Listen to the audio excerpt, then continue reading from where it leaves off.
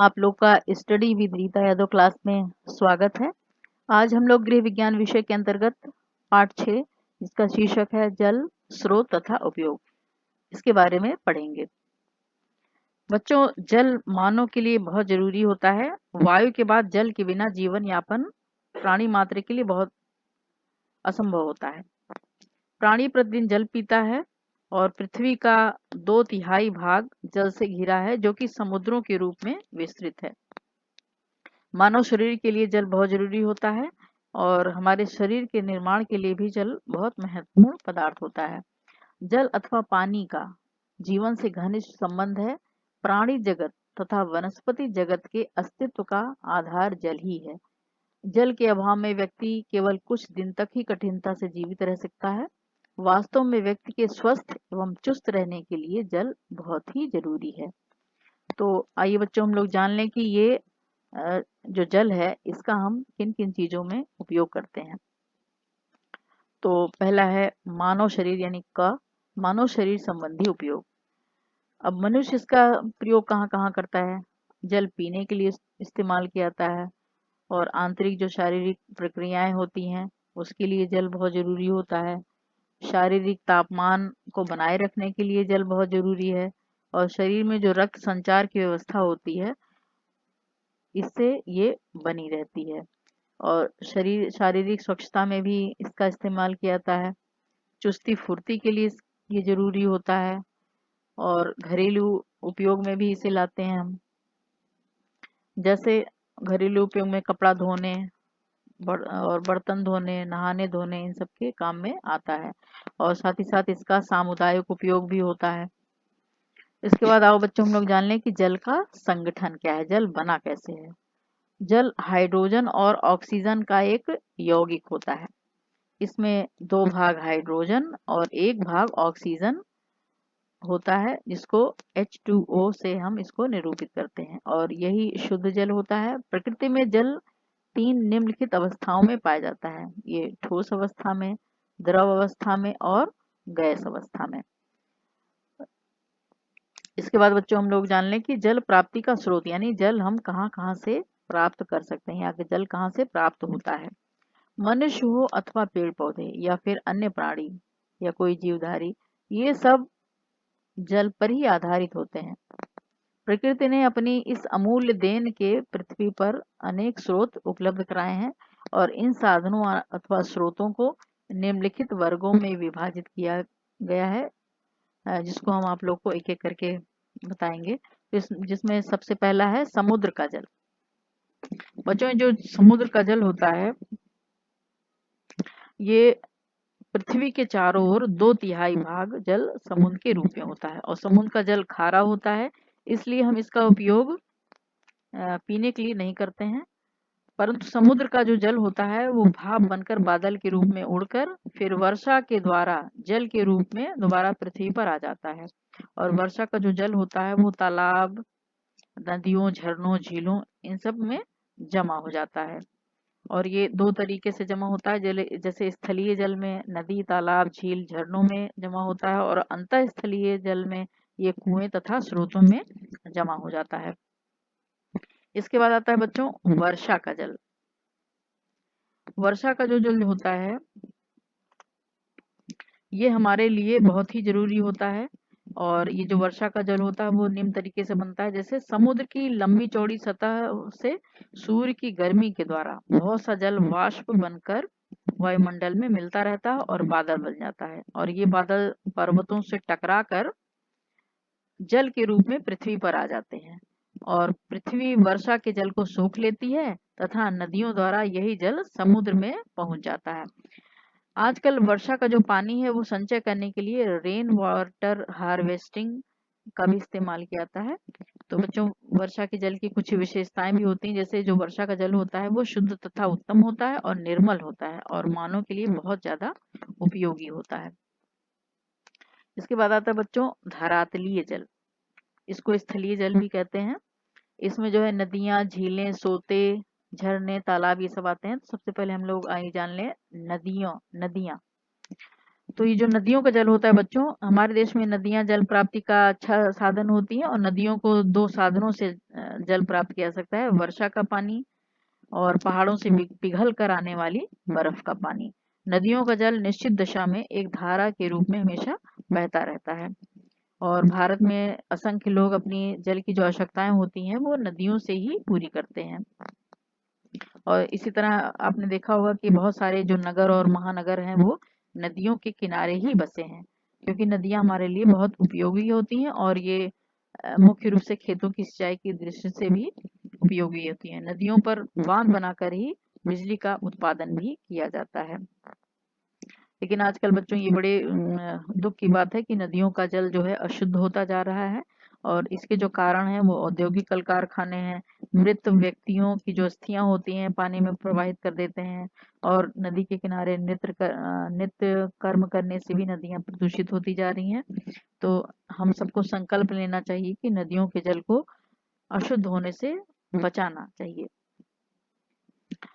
इसके बाद आता है बच्चों झीलों का जल। झील जो होते हैं बच्चों ये भी जल का स्रोत होते हैं, और ये दो प्रकार की होती हैं, प्राकृतिक झील और कृत्रिम झील। प्राकृतिक झील जो होती है वो पहाड़ी स्थानों पर या मैदानी भागों में, जहाँ भूमि की जो सतह होती है बहुत नीची होती है, वहां पहाड़ों पर वर्षा का जल इकट्ठा होकर झील का रूप धारण कर लेता है। जैसे नैनीताल के पहाड़ी क्षेत्र में बनी जो प्राकृतिक झील है इसी का उदाहरण है। प्राकृतिक झीलों का जो पानी होता है कभी सूखता नहीं है, क्योंकि झीलों में पृथ्वी के अंदर से फूटने वाले स्रोत होते हैं। इसके बाद आता है कृत्रिम झील। कृत्रिम झील में इनका जो निर्माण होता है ये मनुष्यों द्वारा होता है। मैदानी भागों में जो वर्षा का जल होता है उसको संग्रह करने के लिए बड़ी बड़ी झीलें बनाई जाती हैं, और इसका निर्माण उस स्थान पर किया जाता है जहाँ भूमि बहुत नीची हो, जो तीन ओर से पहाड़ियों से घिरी हो, और वहां खुले स्थान की ओर बांध बनाकर वर्षा का जल इकट्ठा कर लिया जाता है। पंजाब में भाखड़ा नागल बांध इसका उदाहरण है। इस पानी का प्रयोग बिजली उत्पादन और सिंचाई में किया जाता है। झीलों का पानी बच्चों बहुत ज्यादा शुद्ध होता है, फिर भी पीने व भोजन बनाने के लिए इसको प्रयोग करने से पहले शुद्ध करना जरूरी होता है। इसके बाद आता है सोते एवं झरने। बच्चों झरने और स्रोतों का जो जल होता है ये प्राकृतिक साधन होता है इसको प्राप्त करने का। जब अंतःस्थलीय जल पृथ्वी की सतह को तोड़कर बाहर निकल आता है तब वह झरनों व स्रोतों का रूप धारण करता है। झरनों का जल भी स्रोतों के समान ही होता है। सामान्य रूप से पहाड़ी क्षेत्रों में झरने ज्यादा पाए जाते हैं। जैसे देहरादून में गंधक का जो झरना पाया जाता है वो चर्म रोग को दूर करने के लिए बहुत ही लाभदायक होता है।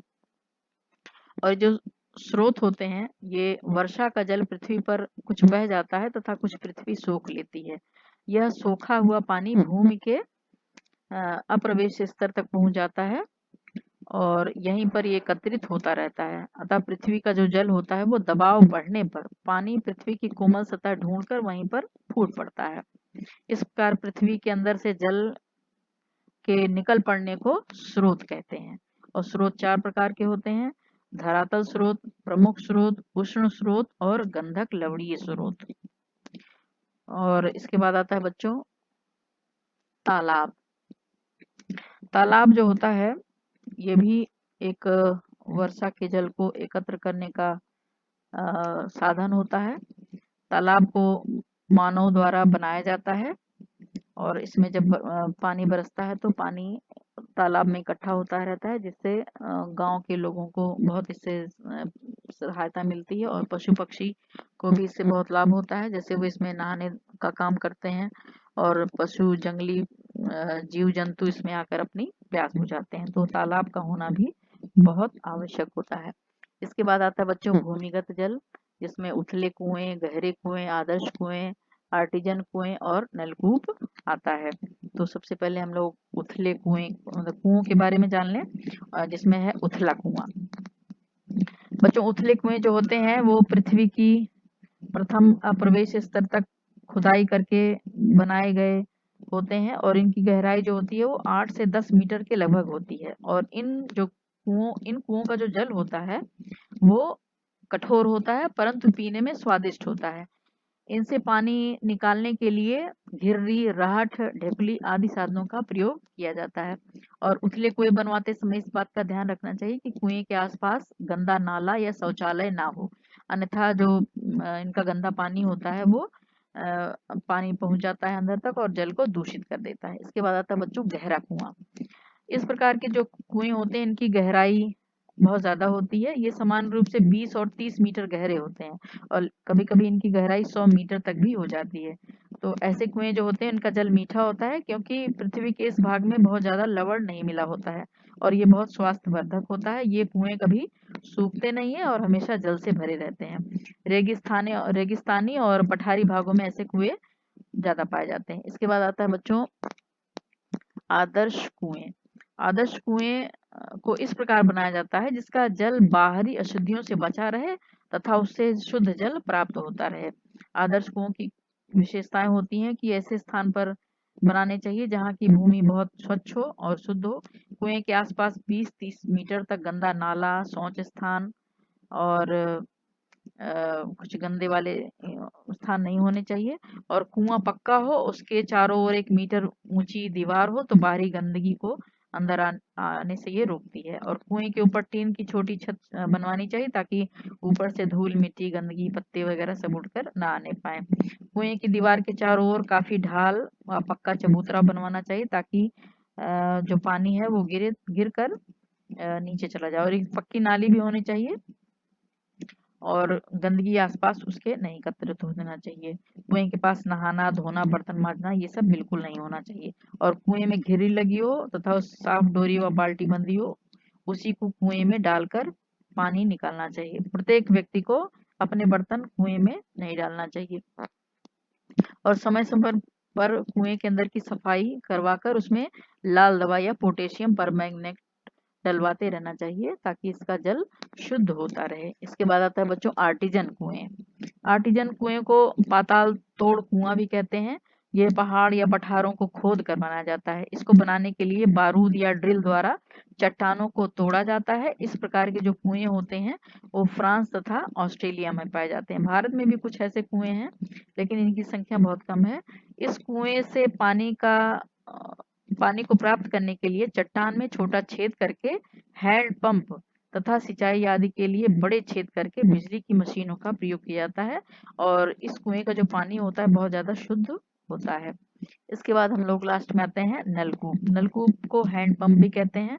नलकूप के लिए जमीन में छेद किया जाता है परंतु ये आर्टिजन कुएं के छेद से छोटा होता है। इसमें लोहे के लंबे पाइप द्वारा जल के स्तर तक पहुंचा दिया जाता है और उसके बाद उस पाइप के ऊपर व गोलाई में प्लास्टिक का पाइप लगाते हैं। पानी खींचने के लिए ऊपर हैंडल या बिजली की मोटर का प्रयोग किया जाता है और इसे जेट पंप भी कहते हैं। नलकूप का जो पानी होता है पीने के लिए बहुत शुद्ध होता है।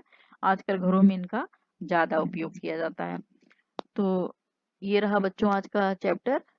इसमें आप लोग को कोई परेशानी हो तो आप लोग कमेंट बॉक्स में जाकर पूछिएगा और इसके बाद हम लोग अगला लेसन पढ़ेंगे।